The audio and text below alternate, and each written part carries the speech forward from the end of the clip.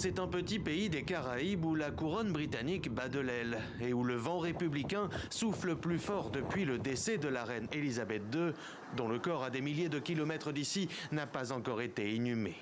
Frôlant le crime de lèse-majesté, le Premier ministre d'Antigua et Barbuda, Gaston Brown, a fait part de son intention de provoquer un référendum dans les 3 ans sur la possibilité pour son pays de devenir une république définitivement souveraine. Une annonce quelques jours à peine après l'installation de Charles III sur le trône et sa reconnaissance comme chef d'État d'Antigua. Tout comme le peuple britannique n'a rien à dire sur le choix du prochain roi ou de la prochaine reine, parce que c'est déjà établi par la tradition, nous n'avons pas voix au chapitre dans ce domaine.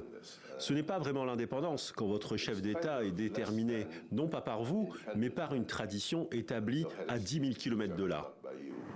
Indépendant depuis 1981, Antigua et Barbuda est l'un des 15 royaumes dont le monarque britannique est le chef d'État.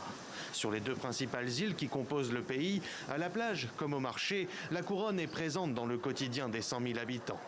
400 ans après le début de la colonisation, la disparition des autochtones caribéens et les affres de la traite négrière, l'idée de détrôner Charles III pour devenir une nation souveraine laisse ici un sentiment mitigé.